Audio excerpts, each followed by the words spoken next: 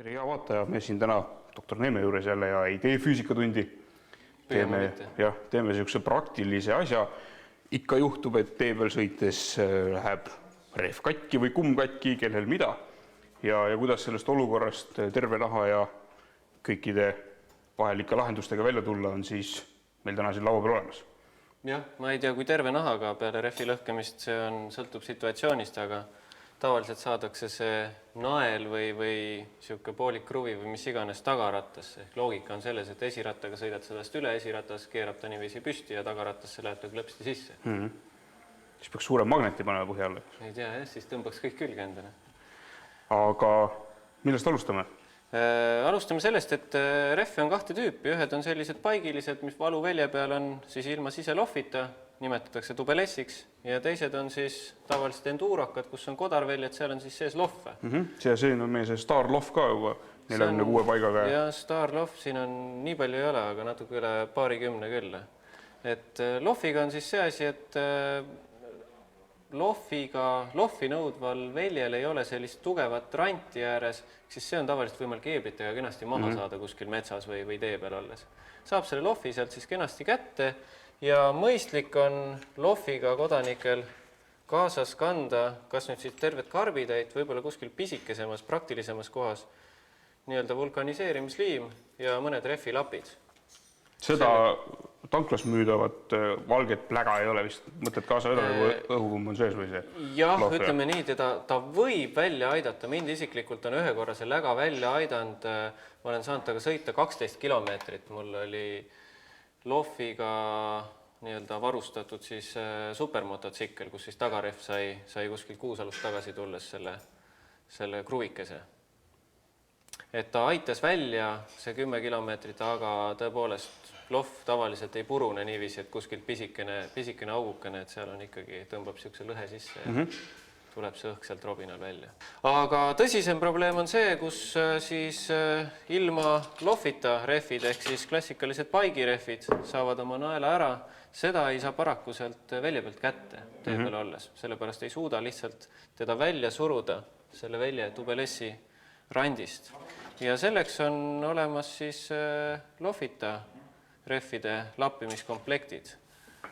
Et see käib siin siis... gaasipalloonid. Just, siin on nii-öelda suru õhku 4 ballooni jagu. Siin käepideme sees on siis augu nii-öelda puhastamise raspel, rasvanööri sisse tõmbamise raspel ja siin on üks pisike adapter, millega saab siis pärast selle täis. Et see ei ole siuke ise, et te ise seda valget pläga, vaid see ongi lihtsalt nagu selline rasvanööri paigaldamise just, sellega siis tõmmatakse sinna auku see rasvanöör sisse, küll aga peab ütlema, et kõik see rasvanööri teema on hädaabi. Siis igal pool on kirjutatud ja öeldud, et sellega ei ole tegelikult sõita nii-öelda igavesti, kuni siis sõidame traadid välja või kulumispiiri nii-öelda nähtavaks, vaid see on ainult selleks, et sõita rehvi töökohta ja siis tegelikult tuleb see rehv ära vahetada. Miks? Seda pärast näitame nii-öelda praktika käigus, läheneme sellele rehvile siukse vahendiga, millega sellele pole kunagi lähenetud.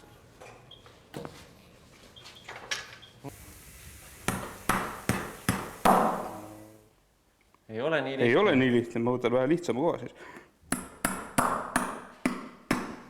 Nii, nüüd on küll nael sees. Stsenaarium on siis selline, et peale rehvi tühjenemist ja sellist suurt vandumise minutit on kaevatud välja siis see komplekt. Jah, oled otsinud vähemalt 3 erinevast kohast ja lõpuks leidnud kuskilt põuetaskust. Nii, ja siis siin selle pea sees on siis kõigepealt oli sellega sellise asjaga kuumanda, on ju? Just, ehk siis see auk tuleks rooste sodist ja mullast ja millest iganes vähe puhtamaks saada. Auk on blokeeritud. No nii. Nii. Aga on siin mingi õpetussõna ka, et kaua teda nühkida tuleb või millisel? Nii, et endal mõnus on. Nii, et igasugused lahtised tükid ja värgid nagu ära tulevad ja ma usun, et... Ta teeb juurde neid lahtiseid tükke, ma peaks ütlema. Nii, no ütleme nii, et hakkas hea. Jah. Siis... Ma arvan, et seal tee peal ei ole keegi eriline doktor, nii et... Eeldades, et veel vihma sajab. Just, seda pead kiirelt tegema ja kombe seljas näiteks. Jah, nii, siis nüüd ma olen varustatud selle suure nõelaga. Siis on vaja võtta siit ära see üks pael endale. Tunned juba mingit tatist olemist või? Ta on selline kummine, et ma hakkan tegelikult juba mõtlema, et mille jaoks seda liimi üldse siia vaja on, et isegi niisugune... Ju ta ikka kuidagi paremini kinni peaks jääma. Ja nüüd on kaasas samasugune vulkaniseerimisliim. Kuna seda ei ole kunagi keegi kasutanud, siis tuleb ta teha krõpsti lahti. No nii. Ja mäkerdada see nöörikene. Paneme igalt mõlemal poole. Ühelt poolt ja teiselt poolt.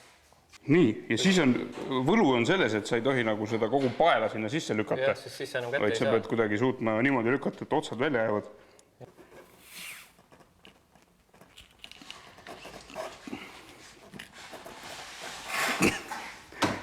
Ei ole, on lihtsamaid asju olnud. Supermotoga oli lihtsam sõita. Nüüd on muidugi see asi, et velg tuleb vastu võtta. Ilmselt tuleb vähe nurga alla vändata. Seda küll näidata ei saa. Aha, läks ja läks peaaegu isegi hästi. No nii, on tegelikult lihtsamaid toppimisi olnud, et see oli tegelikult üsna suur töö, eriti kui ta veel liimiga koos oli, siis ta vist hakkas juba kohe siia vastu pannes ennast kinni liimima. Ilmselt on liimima. natukene süüdi hea pehme Michelini rehv tegelikult, sest et siin pritsud ja Dunlopid on vähe tugevama karkassi peale tehtud, et see rehv ise andis nii palju järgi. Ja nii palju vedas, et kogemata jäid ka isegi need otsad välja, nii et selles mõttes ülesanne kui selline õnnestus. Ja nüüd vist ei ole muud, kui tuleb need otsad ära lõigata mingisuguse Ma pikkuse arvan, peale. et ennem peaks proovima nüüd vaadata, kas see asi pidama ka jäi, ehk siis see rehv, mis on nüüd selline, ei kannata enam edasi sõita, tuleks kuidagi Selleks on selle vaja... komplekti abil täis saada. Siin on 4 siukest, no tundub küll ultrapisikest ballooni, et milline tõenäosus on nendega see tagarehv, mille mõõt on praegu siis näidis juhul 160 laiusega. No aga vaatame, võtame siit selle adapteri ja ühe ballooni välja. Just. Aga ma eeldan, et see tuleb ennem keerata siia rehvi külge ja siis hakata ballooni keerama. Nii. See on mõeldud vist päris mitme asja peale. Nüüd peab vaatama, et surma ei saa.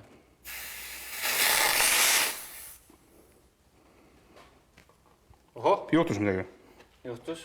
Läks kõvemaks. Ma ütleks, et see on juba nii-öelda hädaabirõhk on sees, et kui üksinda oled sõidu peal, siis sellega võid juba kuskil edasi veereda. Küll Panen ühe veel igaks juhuks. Küll aga pakuksin ma sulle hea meelega siit komplektist veel ühte balloonikest siia. Teeme ennem katse. Jah, teeme katse. Vaatame, palju selle ühe pisikese ballooniga siia rehvi rõhku sisse sai. Meil ulatatakse kohe üks digitaalne mõõdik, mõnusalt külm. Jah, ma tean, mul on näpud samasugused. Väga välekeeraja olema. Nii, vaatame sinist ulmelist tulukest ja teeme katse. Nii, nagu ei oleks üldse midagi. Ei saa tulemust. 0. Noh, järelikult vedas alt su silma vaatamine, käega katsumine, aga paneme siis veel ja tõenäoliselt on ikkagi mingisugune point, miks seda 4 tükki neid balloone siin sees on. Jah.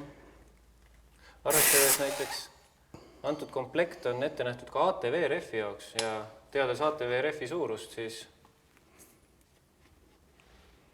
on nii, kas me nüüd mõõdame 2 ballooniga ka või paneme veel? Mõõdame 2 ballooniga ära kenasti. Aga võtame selle sama mõõdiku siit kõrvalt. Ei saa mina ka siit mingit rõhku proovinud. Siin ikka on jube vähe. No aga siis paneme veel. Muidugi võib olla miinus ka selles, et ma keeran neid sisse liiga aeglaselt ja enamus õhku tuleb... Lõpu keerama kiiresti.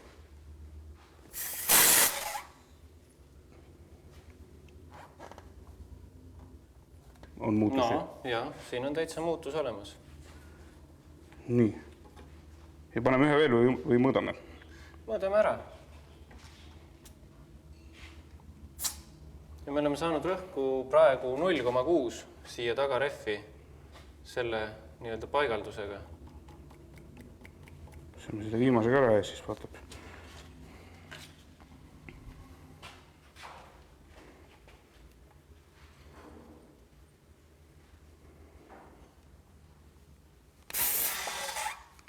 Nüüd oli tunda, et läks päris suur hulk. Jah, nii et ikkagi oli, ütleme, kasutaja viga, et ta ei saanud ennem korralikult laetud selle pärast. Järelduse balloonide külge keeramisest on siis see, et hästi kiiresti ja keera nii kaua, kui läheb ja siis lõpp pane nii kiiresti, kui läheb, et siis ei lähe endal näpud ka külmaks. Nii, ühesõnaga, esmakordsel vahetusel või parandusel oli kasutada 4 ballooni, millega me suutsime siis mitte õigeid võtteid kasutades saada siia sisse. Tegelikult saime me selle rehvi selliseks, et sellega võib täiesti vabalt sõita esimese tanklani, kus saab siis selle õigele rõhule täis lasta. Praegu saime siit 4 ballooniga mitte õigel kasutamisel natuke alla 1 ati siia sisse. Aga tee pealt viib ära, et parem variant kui veelgi lihtsalt puruks sõita kuni tanklani. Mis me järeldame? Komplektist oli abi? Oli abi, jah. Edasi saab sõita. Just. Nii, ja juhus, kui teil endal ei ole nuga kaasas, siis siin käepideme sees on olemas ka üks selline lõikamise asi. Ta tuleks siis ära lõigata enam nii, et natukene välja jääb. Just. Päris pikaga vist ei ole ka mõtet sõitma minna. Niikuinii see ots kulub mingi hetk ära, et täiesti tasa ei ole võib-olla otstarbekas lõigata, siis ta võtab nii-öelda vähendab seda kontaktpinda natukene. Väga hea. Eks ta kulub selle rehvi pinnaga nüüd lähiajal tasa, kui sellega sõitma minna. Nii, me oleme selle rehvi maha võtnud sealt välja pealt. Et see paigatud koht on siis siin kenasti näha. Ja kui ennem sai räägitud, et see nööriga paikamine on hädaabi, siis ma kohe näitan ühte põhjust, miks ta hädaabi on. Siis me lõikame selle tüki, vähemalt üritame lõigata selle tüki rehvist välja. Ja näitan, palju on siis reaalselt seda pinda, kuhu see rasvanöör kinni peaks jääma siis oma liimimisomadusega.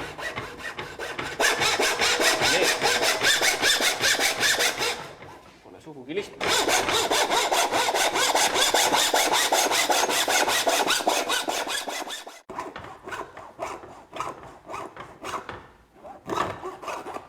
Nii. Targem andis järele ja? Targem andis järele. Nii. Nüüd siit on üks jube hea lähivõte võimalik teha. Mis on rehvi sees? Alustame sellest, et aega võttis meil see asi nii kaua, sellepärast, et siin on selline suur punutis sees seda. Just nimelt, ehk siis see tubelessi vöö oli vaja läbi saada.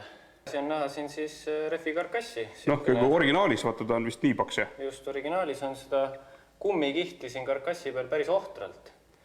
Ja siin keskpaigas selle me võtsime veel rehvi, millel tegelikult on sutsukene miinimumkulumispiirini.